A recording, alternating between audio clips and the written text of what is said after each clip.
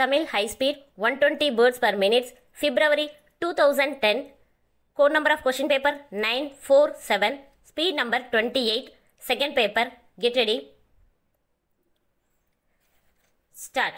வரவு செலவு திட்ட பொது விவாதத்தில் மாண்புமிகு எதிர்க்கட்சி தலைவர் அவர்கள் பேசியதாவது: மாண்புமிகு பேரவை தலைவர் அவர்களே, இந்த ஆண்டின் நிதிநிலை அறிக்கையை இந்த அரசின் சார்பில் நிதி அமைச்சர் அவர்கள் இங்கே வைத்திருக்கிறார்கள்.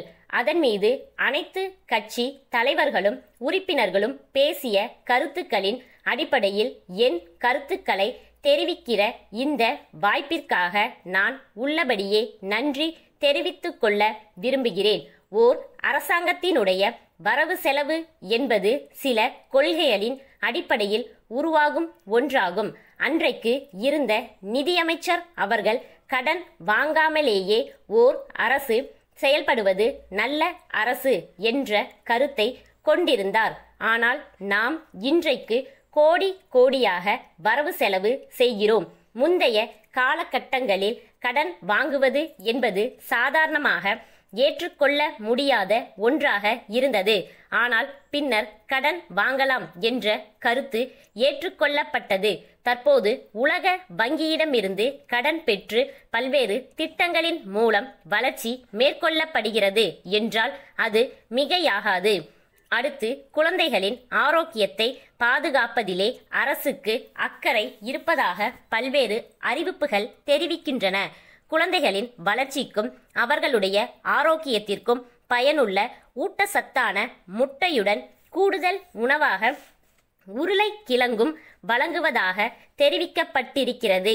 இதை நான் மனதார வரவேற்க கடமைப்பட்டிருக்கிறேன்.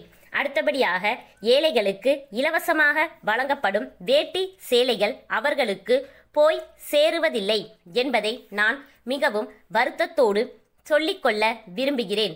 அது மட்டுமின்றி இலவச வேட்டி சேலைகளை நெசவு செய்கிற சாதாரண நெசவாளி நாட்டில் பல இடங்களில் அடிப்படை வசதியின்றி வாழ்ந்து கொண்டிருப்பதை காணலாம். அவர்களின் வாழ்க்கை தரம் மேம்படுத்தப்பட வேண்டும் என்பதை நான் இந்த சந்தர்ப்பத்திலே கூறிக்கொள்கிறேன். அதேபோல பட்டு சேலைகளுக்கு வரி விதிக்கப்பட்டிருக்கிறது. அதன் காரணமாக பல கோடி ரூபாய் மதிப்புள்ள துணிகள் தேங்கி கிடக்கின்றன. எனவே அரசு வரி விதிப்பை கைவிட வேண்டுமென்று வலியுறுத்தி கேட்டுக்கொள்கிறேன். அடுத்தபடியாக, காவல்துறைக்கு அதிகமான தொகை ஒதுக்கப்பட்டிருப்பதில் தவறு இல்லை என்பது நான் சார்ந்துள்ள கட்சியின் கருத்தாகும். உயிருக்கும் உடைமைக்கும் உத்தரவாதம் வழங்குவது அரசின் தலையாய கடமை. அந்த கடமையை நிறைவேற்றுவது காவல்துறை.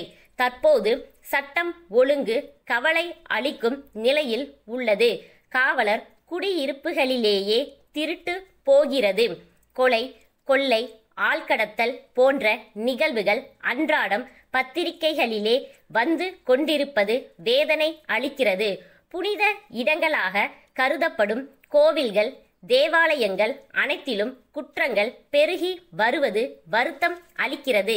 இவற்றை தடுக்க சட்டம் ஒழுங்கை நிலைநாட்ட தகுந்த முன்னெச்சரிக்கை நடவடிக்கை எடுக்க வேண்டும் என்று கூறிக்கொள்ள விரும்புகிறேன்.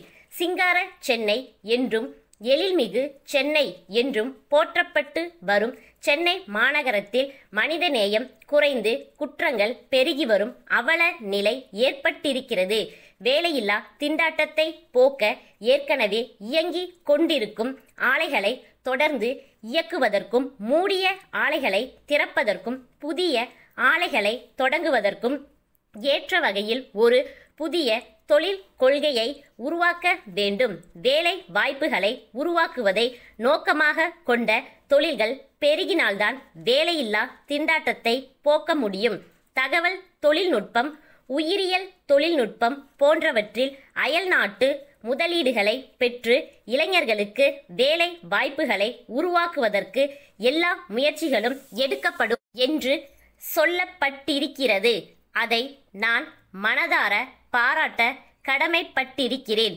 தொழில்துறையில் நிலவும் ஏற்றத்தாழ்வினால் நமது பொருட்கள் உலக சந்தையில் போட்டியிட முடியாத அவல நிலைக்கு தள்ளப்பட்டிருக்கின்றன என்று கூறி உரையை நிறைவு செய்கிறேன். ஸ்டாப்.